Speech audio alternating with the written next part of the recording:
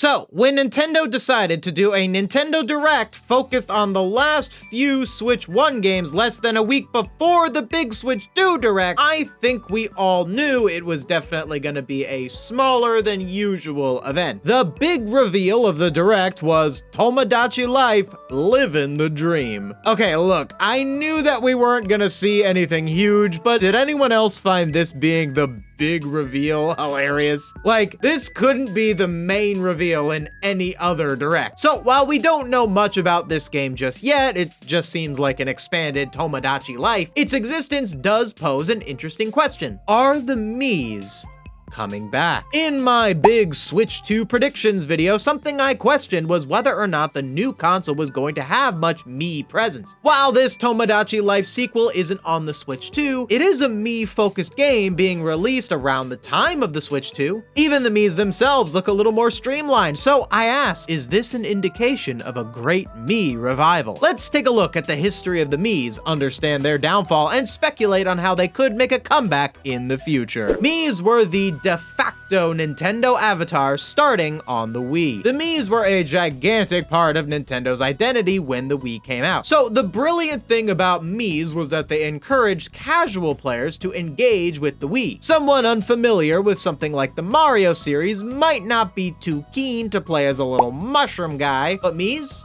Well, you're playing as yourself. Couple that with Wii Sports being a game where you can play sports that everyone is familiar with, and then put Wii Sports as the default on every Wii console, then you've got a recipe to bring in tons of casual players. It's because of this that I think Miis were a major reason that the Wii was so commercially successful. But Wii Sports wasn't the only Mii-focused game. There was Wii Play, Wii Party, Wii Music. These games never reached the height of Wii Sports, mostly because, well, Wii Sports was free. The whole Mii thing really only worked with Wii Sports because it came bundled with every console. Casual players who lived with someone who had a Wii could just be like, yeah, I'll give it a try, but when it came to actually buying a game with your own money, well, you're gonna get a lot less takers. Miis were also featured in some other Nintendo games as well, most notably Mario Kart Wii and Mario Party 8. Both of these games had you choose a Mii to be your avatar when you created your profile. While this seems like a minor detail, it actually played an important role in defining Miis as Nintendo avatars, and it also subtly indicated that Miis were present and playable in those games. In Mario Party 8, you can't play as Miis in the regular party mode. They are instead relegated to a side mode called Extra Zone. Really? Couldn't have come up with a better name for it? Side games, a challenge tent, best of the big top. Come on, guys, these are just at the top of my head. Even though I played a lot of Mario Party 8 back in the day, I never played this mode until just now when I went to get footage for it to make this video. First off, you don't even start with all of the minigames unlocked. You have to buy half of them with the in-game currency. So while I'm not opposed to the idea of unlocking new content from playing more of the game, I think this game mode was a bad place to do that. The point of a mode where you play as Miis is to get casual players to engage with it, right?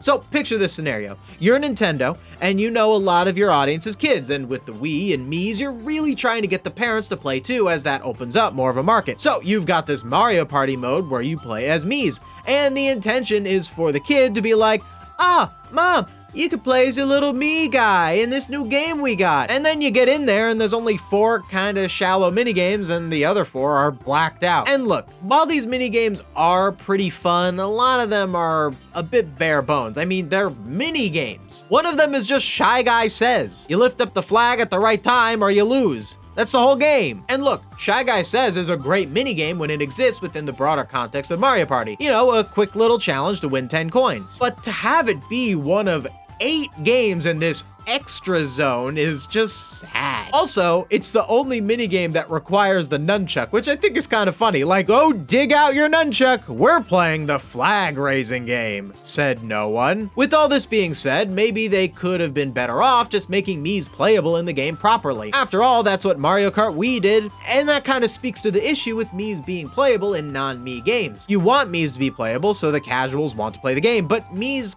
kind of don't fit in too much with the Mario universe. Like with Wii Sports, it's all Miis. This is the Mii world, but the Mario universe, well, that's already populated with mushroom people and people and Italians, and now we're expected to believe that there's also these big-headed people as well? In a game like Mario Kart, you look at the characters so little and all the characters are so separate in their own carts that throwing a Mii into the race doesn't change too much. But in Mario Party, there would be no ignoring that they're a part of the world, so that's probably why they didn't want you playing as Miis too much. So when the 3DS came around, Miis functioned similarly to how they did on the Wii, but their presence shrunk a little bit. I think a big reason the 3DS didn't feel as big Mii-wise was that it wasn't a home console. Miis are definitely more suited to home consoles, as multiple people often use home consoles, so multiple people would make Miis. Wii Sports was the biggest appeal of the Miis, and Wii Sports was a game you could play on one console with anyone who happens to be in the room. Can't have anything like that with a 3DS. And the 3DS did have some default Mii content, such as Find Me. So Find Me was a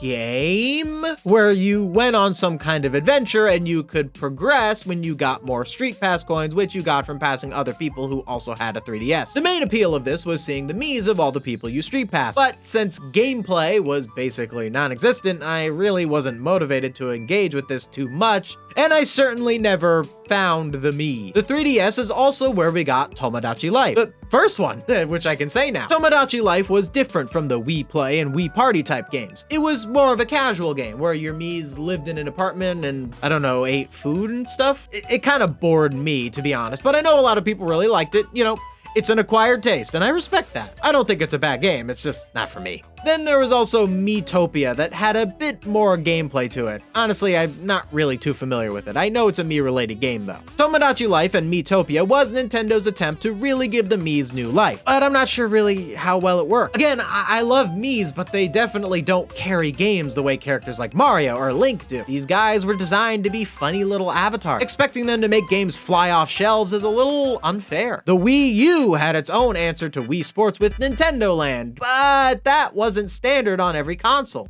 It was a game you had to buy. There were a lot of Wii U's that were bundled with it, but not all of them. And it just kind of felt like another Wii U game, and one that didn't really stand out much. Another thing about Nintendo Land is that it was all about referencing other Nintendo franchises, which a casual player wouldn't be familiar with. With Wii Sports, everyone knows what bowling is, so it was easier to convince people to play. Then you had Miiverse, which was like kind of trying to do social media, but with Miis as the avatars. When content skews so heavily towards the younger audience, don't do this. Just don't. Also, did you know that New Super Mario Bros. U was originally going to be called New Super Mario Bros. Mii, and playing as Miis was going to be a big part of it? I think the fact that they didn't go through with New Super Mario Bros. Mii, and instead only had Miis be playable in certain side modes in U, speaks to the fact that they were starting to get a little reluctant to use Miis in the Wii U era. This brings me to the Switch. Now, of all the consoles that have Miis, the Switch uses them the least. The Mii Maker is hidden, not many games or features are focused around them, and the only games I really see them in are Mario Kart and Smash. The moment I thought Miis were truly dead was the release of Nintendo Switch Sports. What a blow to the Miis that game was. The very game that brought the Miis into the world is now their downfall. Not having us play as Miis in Switch Sports was a big statement by Nintendo that they were moving away from them. The worst part about it is that the Sports Mates, which are the Nintendo Switch Sports avatars, just look like any other generic person you'd see on any console. They don't have that Nintendo-ness that the Miis have. Nintendo Switch Sports was a huge flop though. If it ended up being a bigger game, I think that would have solidified the end of the Miis. But it wasn't a big game. So now I ask, can the Miis return? Maybe. So while Tomodachi Life 2 does use Miis, it doesn't necessarily mean the Miis are going to be a big part of Nintendo moving forward. They could just have Miis in Tomodachi Life without having them be your avatar on the console, and they would still continue phasing them out. The only thing that could save the Miis, truly, is for there to be a proper successor to Wii Sports. Now, Nintendo really backed themselves into a corner with Nintendo Switch Sports. Not only does it not have Miis be the de facto default playable characters, but Nintendo Switch Sports was also a game that you buy, not a game that's standard with every console. Now, look, I get why Nintendo isn't exactly keen on giving away games for free, but everyone knows free samples are a tried and true business model. Maybe they felt a little burned by Wii Sports being such a big deal considering they didn't charge for it. But like, that's why Wii Sports was a big deal. It was free, of course everyone played it. And look, Wii Sports is not a big game at all. It wouldn't have even justified a price tag. It's only 5 sports and a couple of side modes, but since it came bundled with the console, it felt like just enough. Really, all Nintendo needs to do if they ever did a proper Wii Sports again is have it be bundled with every console, with with a small amount of content, and then just encourage players to buy some of the more advanced games within it. It's a perfect balance. Casuals can try out the game, more dedicated players can pay for it, and we can have Miis back properly. It's a win-win-win. The main reason I miss Miis so much is that they just tied the whole console together. They were the Lebowski's rug of the Wii. Back before the Wii, every game was just completely separate. You turn on the console, games start. But with the Wii, you had this main screen, and it just felt like more of a home in the console. And Miis contributed greatly to that feeling. In lots of games, you could pull up your list of Miis and see all the people you know who decided to make a funny avatar with a couple of wacky, weird Miis with crazy names you decided to throw in there. It made the console feel more personal. That's all the Miis needed to do, be personal. They don't need to sell games. They don't need to go on crazy adventures. They just need to be me. Hey, thank you so much for watching. If you made it this far, you should check out my video speculating on the Nintendo Switch 2's future. I really dig deep into what we expect to see and what I want out of the console. I think you would really enjoy it. But that's all from me. See you next time.